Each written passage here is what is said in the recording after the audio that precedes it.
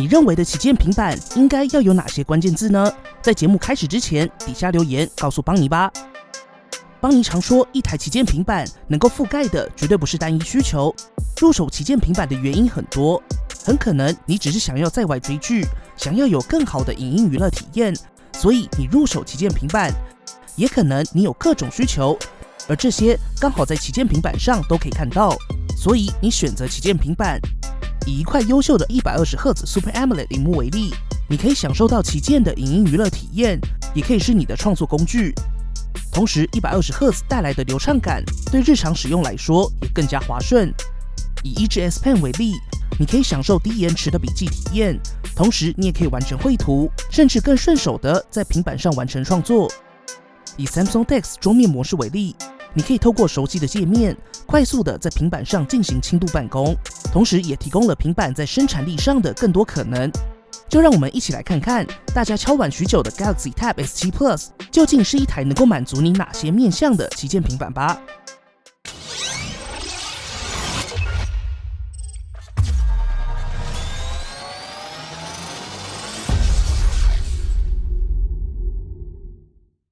这次 Galaxy Tab S7 系列共有 Tab S7、Tab S7 Plus 以及 Tab S7 Plus 5G 3个版本。本集帮你主要测试的是 Galaxy Tab S7 Plus 5G， 最后我们也会说到选购建议。先继续往下看吧。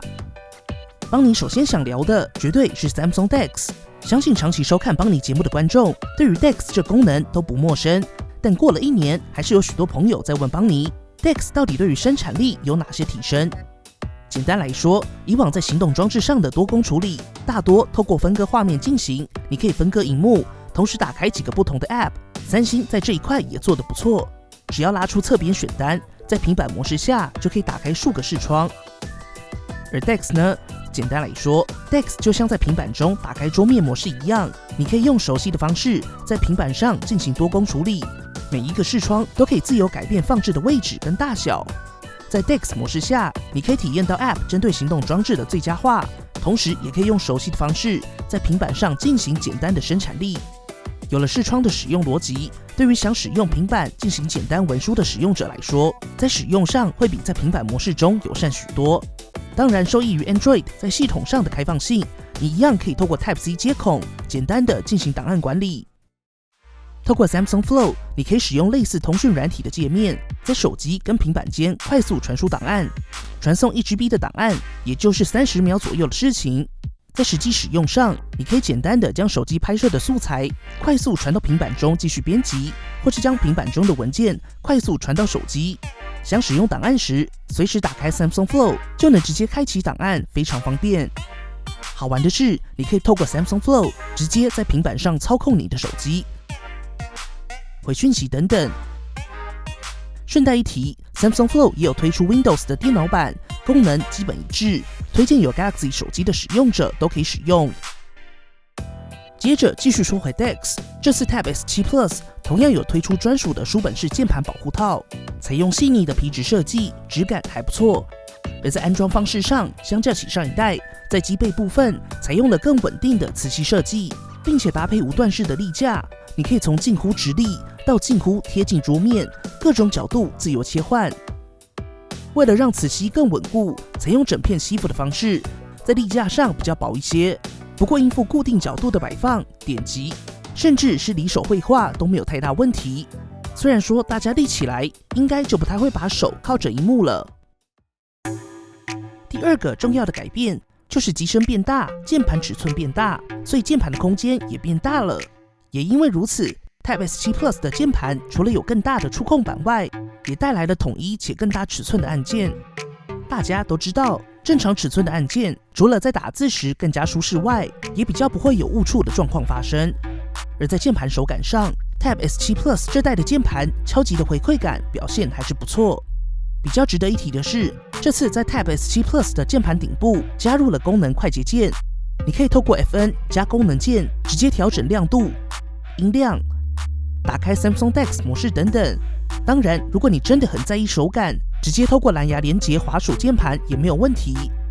顺带一提，在这代的键盘中，当你把键盘反直到机背时，就会自动停止输入，不再误触。不过在文书作业最重要的输入法部分，目前三星输入法搭配实体键盘，依旧无法正常打出全形的逗点跟句点。整体输入体验跟行动装置输入法一致，需要依照正确的顺序输入注音，没有自动修正功能。举例来说，以打出我这个字为例，需要依照顺序打出乌、哦、我。不过比较值得一提的是，目前在最新版本中，已经可以直接按下 Enter 完成输入，更接近大家的使用习惯。整体来说，邦尼认为没有逗点跟句点，对于大量文书来说会是影响比较大的地方。以现阶段来说，邦尼会推荐大家下载第三方的输入法，例如大家比较容易使用的超注音，就可以在平板模式上获得类似电脑的输入体验，也可以成功打出标点符号。如果是以文书为主的使用者，目前在平板模式下是没问题的。不过，如果你想使用 DeX， 这边要注意的是，目前在 Tab S7 Plus 的最新版本中 ，DeX 模式无法更换输入法，所以在使用实体键盘搭配注音输入时，会有无法打出逗点跟句点的问题。对文书为主的用户来说，邦尼会建议暂时使用平板模式会是更好的选项。如果你主要的输入语言是英文，那没问题。Samsung DeX 绝对是你在平板生产力上的好选择。不过这次三星在输入法上的改变，邦尼自己是很期待各家持续在中文输入法上的用心，也可以更完整的解放 DeX 的中文文书能力。在实际体验上，以 Office 的文书作业为例，大家记得要下载 Galaxy Store 中针对平板电脑最佳化的 Word。在这个版本中，你可以透过滑鼠自由点击你要开始输入的位置。不过目前 Word 在各家平台中依旧无法直接拖移文字选取，期待微软尽快推出更新。其他大家常用的基本功能，作为简单的生产力使用来说还是足够。而在剪辑部分，如果只是要制作简单的影片，邦尼推荐大家可以使用三星内建的短影片功能。进入媒体浏览器后，点击右上角短片的 icon， 接着选取你要的素材，完成后点选建立短片。这时候系统就会跳出精选胶卷跟自定编辑两个选项。首先是精选胶卷，简单来说就是由系统自动剪辑，你可以选择你想要产出的描述、情境、文字等等，系统就会自动完成剪辑。至于自定编辑就很直观了，你可以自己裁剪需要的片段，选择转场加上配乐，甚至可以针对片段单独调整慢动作、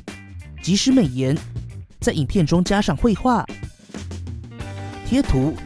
字卡、滤镜等等，对一般生活中的社群分享来说，应该是相当够用了。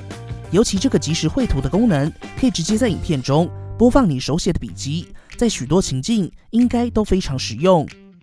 在编辑时，邦尼推荐搭配上 S Pen 会更顺手。比较可惜的地方是，目前短片功能无法记录专案供后续编辑，所以更像是一般生活即时分享的功能。针对专业用户，目前 Premiere Rush for Samsung 已经没办法在台版的 Galaxy Store 找到。不过经过邦尼实测，透过 APK 安装一般版本的 Adobe Premiere Rush 可以正常使用，一样可以顺畅的调整画面以及简单的调色。当然，你也可以善用 Premiere Rush 云端同步的特性，在平板跟桌机中依照需求搭配使用。在输出测试中，3分钟的 4K 30fps 影片，大约2分53秒左右就能完成。最后一个就是轻度生产力绝对离不开的通讯软体，在 DeX 模式下，一样可以打开 Line Lite、Telegram 等等。唯一需要注意的是，邦尼推荐到设定中勾选透过 Enter 传送的选项，这样在搭配键盘使用时，就可以直接像电脑一样按下 Enter 直接传送。如果还不知道如何在 Galaxy Tab 上登入 Line 账号的朋友，稍后看完评测，可以点击右上角资讯卡，参考邦尼在 Tab S6 Lite 评测中的教学。顺带一提，这代的 Tab 也支援无线版本的 Samsung DeX， 可以直接无线连接到电视上启动 DeX， 并且透过平板连接键鼠使用。而 Tab S7 Plus 作为三星生态重要的一份子，在跨装置的体验上，同样可以透过 OneDrive 同步你所有 Galaxy 装置的照片，以及帮你认为非常实用的其他装置接续通话功能。打开后，当你有来电时，你就可以在 Tab S7 Plus 上直接接听你手机的电话。有简讯时，也可以直接在平板上查看简讯，对于收验证码来说非常方便。当然，反过来也可以直接透过平板打电话或传简讯。也再次提一下，这功能只要手机跟平板都有连上网路，不不论两台装置距离有多远都可以使用。大家真的别小看这个小功能哦，当你使用平板时，就可以独立完成大部分需求，不用特别找手机，实用性非常高。接着看到机身设计 ，Tab S7 系列同样采用了 S Pen 吸附在背面的解决方案，不过比较特别的是，这次在设计上使用平面的双材质拼接，所以在 S Pen 吸附的地方就没有明显的接点。搭配放置在左上角的 Samsung logo 以及更加高亮的金属法丝纹侧框 ，Tab S7 Plus 的设计依旧相当简约利落。重点是搭配上 5G 以及1090毫安时的电池 ，Tab S7 Plus 最终将厚度控制在 0.57公分，重量也只有575克，在 ID 设计上还是非常不错。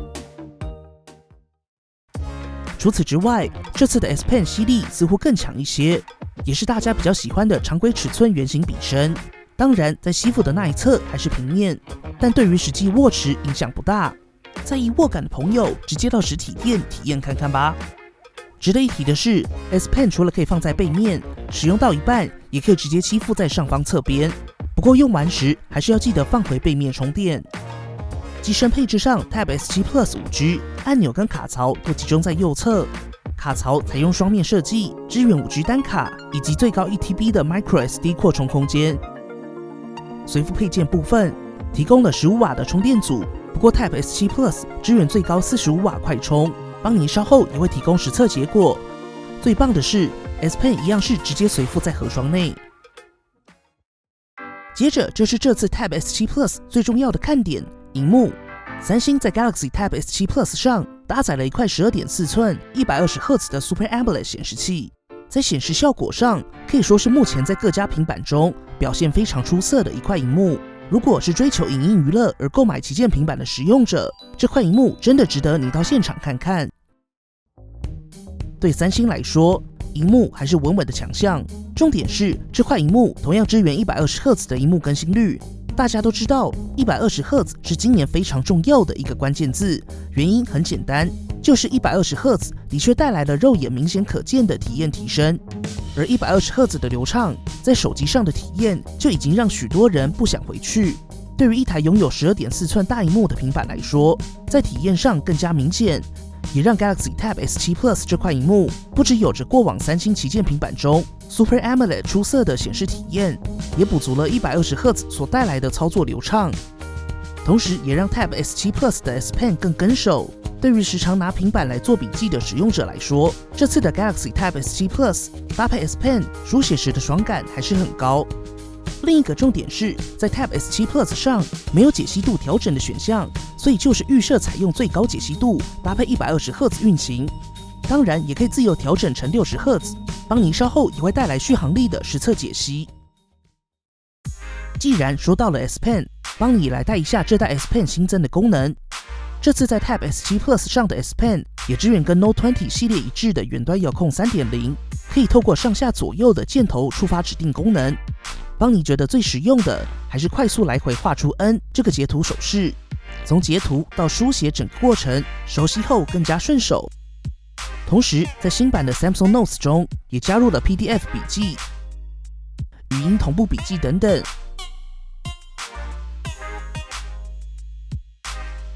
不过邦尼最喜欢的还是 120Hz 所带来的跟手感，以及模拟笔触音效搭配之下的书写体验，就是有一种莫名的疗愈。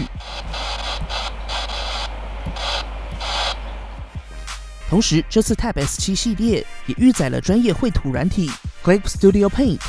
有兴趣的朋友可以先使用免费体验试试看。整体来说，萤幕还是平板最重要的部分。如果你是为了影音娱乐选择旗舰平板，那 Tab S7 Plus 这块萤幕绝对可以满足你追剧时的爽感。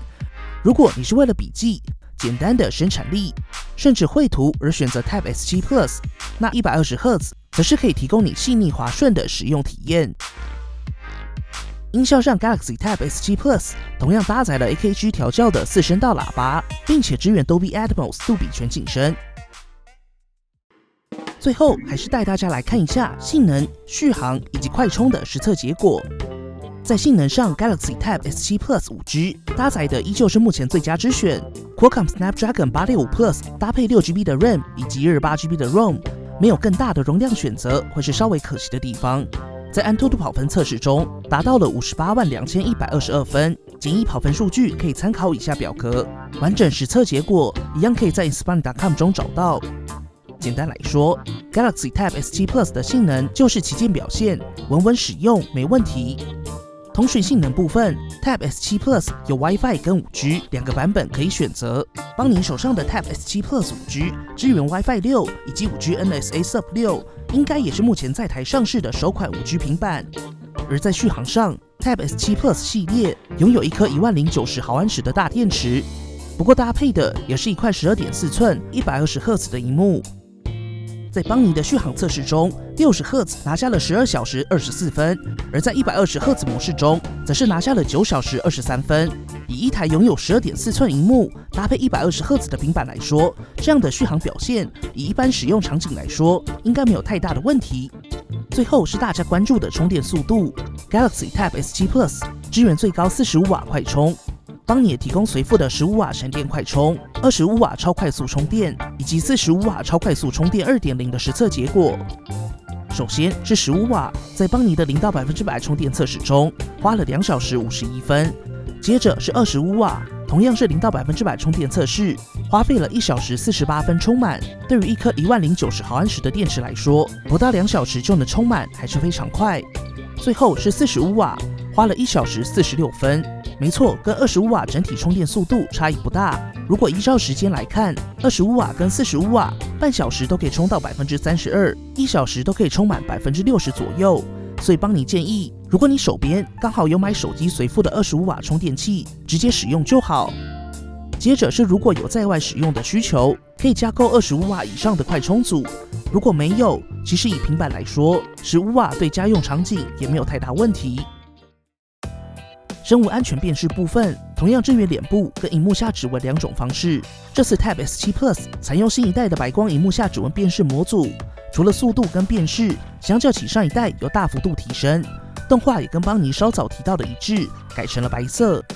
邦尼建议在设定时要以平常手持的方式进行设定，也推荐大家分别设定手持以及放在桌上2组，更能够应付各种使用场景。除此之外，在 Tab S7 Plus 上，这颗800万画素的前置镜头是被放在中间的。如此一来，除了更有利于开会等视讯使用外，脸部辨识的成功率也高了不少。系统部分同样可以轻触萤幕2下唤醒，拥有深色模式、全萤幕手势，以及针对平板最佳化的下拉选单，从哪里往下拉就会出现在哪里。最后提一下镜组配置，分别是 F2.2 500万画素超广角镜头，以及 F2.0 1300万画素主镜头，支援主镜头夜间模式，以及最高 4K 30 FPS 录影。